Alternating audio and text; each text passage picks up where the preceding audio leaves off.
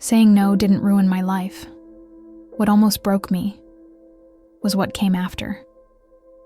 Because I thought the hard part was over. I thought once I made the choice, everything would fall into place. But it didn't. Instead, I entered a silence I wasn't prepared for. And I had to learn how to live in it. This is what happened after I said no. Welcome to Good Stories Today, your channel for emotional and inspiring stories. Listen while you drive, work, or simply seek inspiration. Subscribe and turn on notifications so you don't miss the next videos. Chapter 1: The Aftermath. It's been 6 weeks since I said no. 6 weeks since I turned down the promotion. 6 weeks since Kevin and I ended things.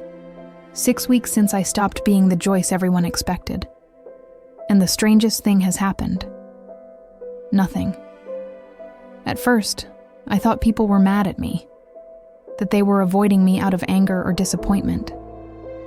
But it wasn't that. It was something worse.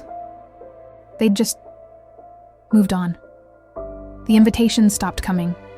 Not dramatically, not all at once. They just dried up. Weekend plans I used to be included in happened without me. Group texts I used to be part of went quiet. Birthday parties, happy hours, coffee dates. All of it just stopped. And I realized I wasn't being punished. I was being forgotten. My phone, which used to buzz constantly, sat silent most days. No one asking for advice. No one needing help.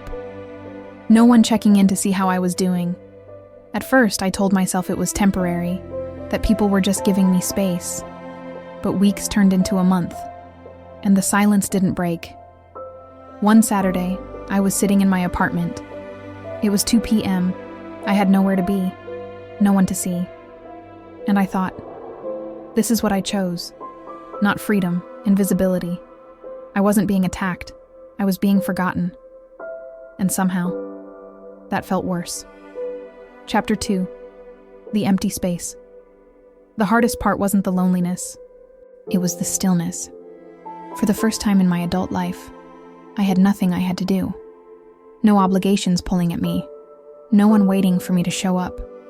Just time. And I didn't know what to do with it. I tried to fill it.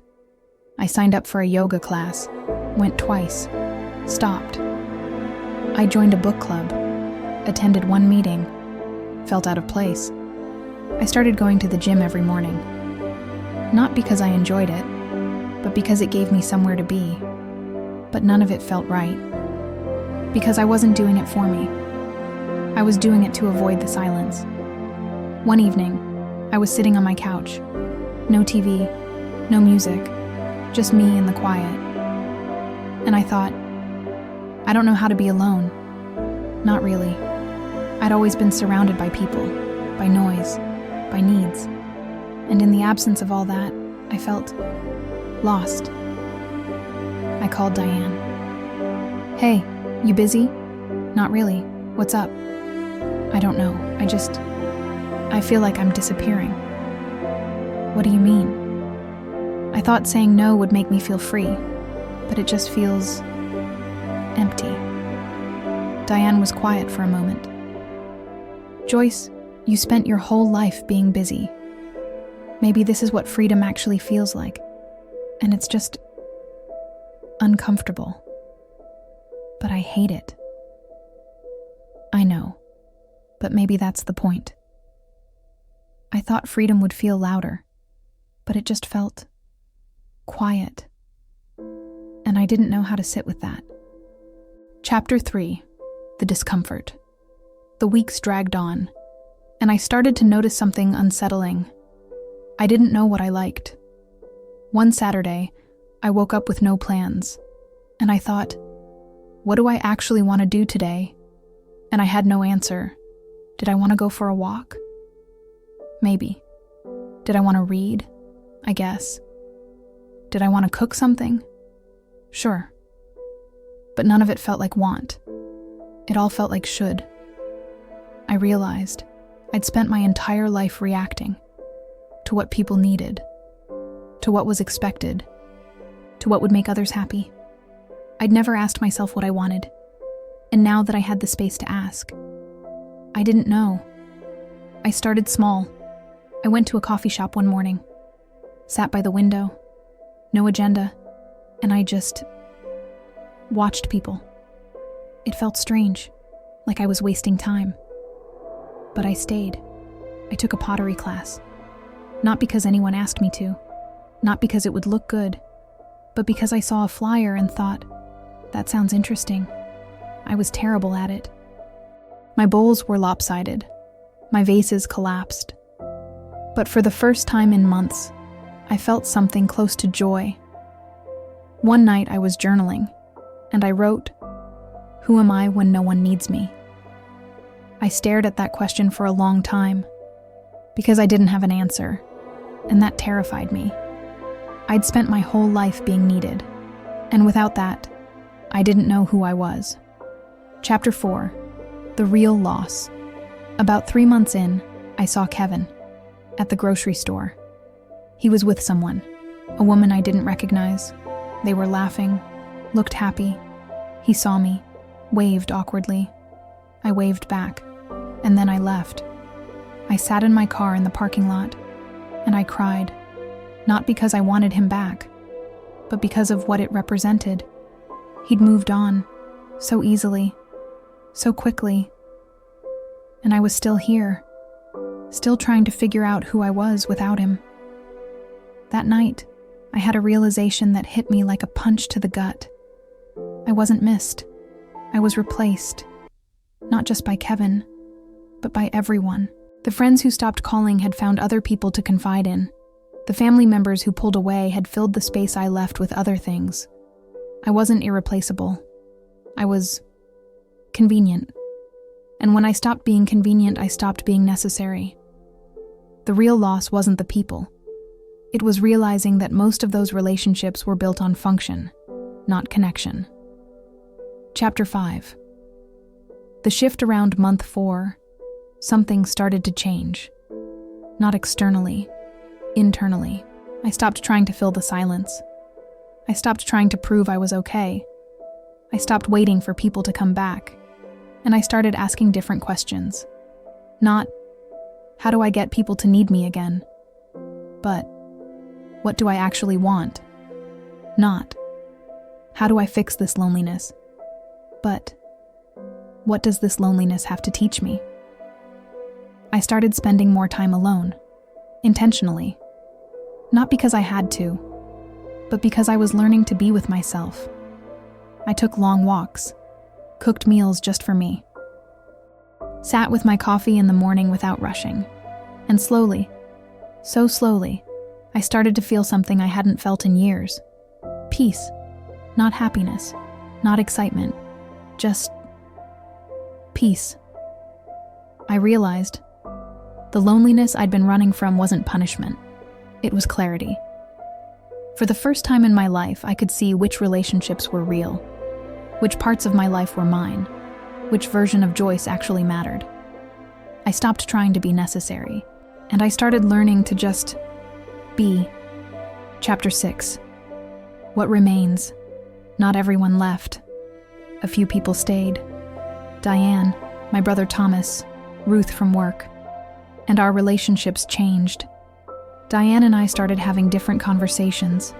Not surface level, not transactional, real conversations. About fear, about growth, about who we were becoming. "I'm proud of you," she said one night.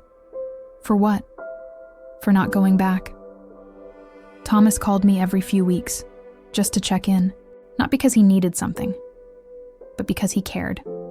And that felt different. Ruth invited me to lunch one day. "Joyce, can I tell you something?" "Of course." "You inspire me," I laughed. "How?" "Because you did what I've been too scared to do.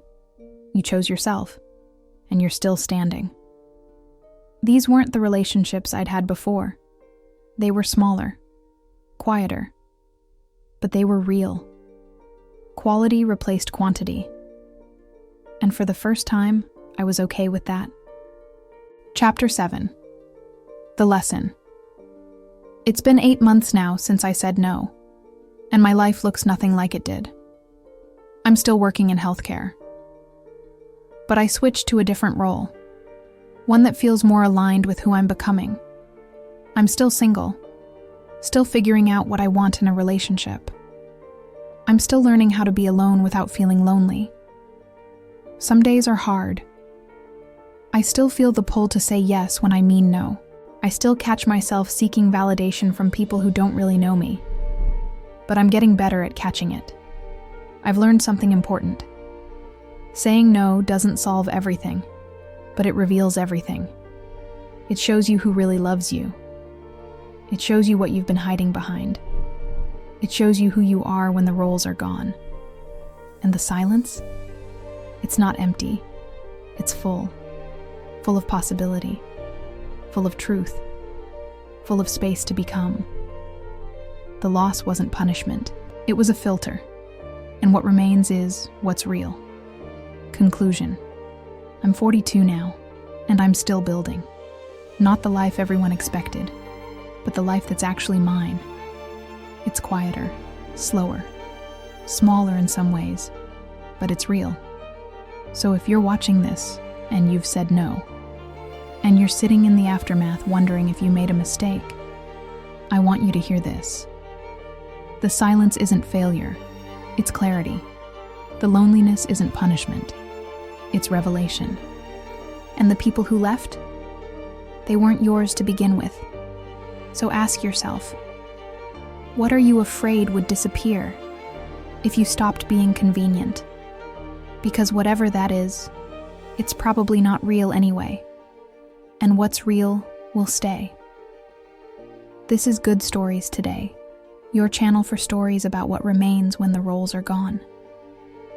If this story resonated with you, subscribe for more honest, raw stories about identity, change, and the courage it takes to live without validation. And if you're in this space right now, if you're sitting in the silence after saying no, leave a comment below. Tell us where you are, because you're not alone in this. Thanks for listening. And remember, saying no doesn't ruin your life, it reveals it. See you in the next story.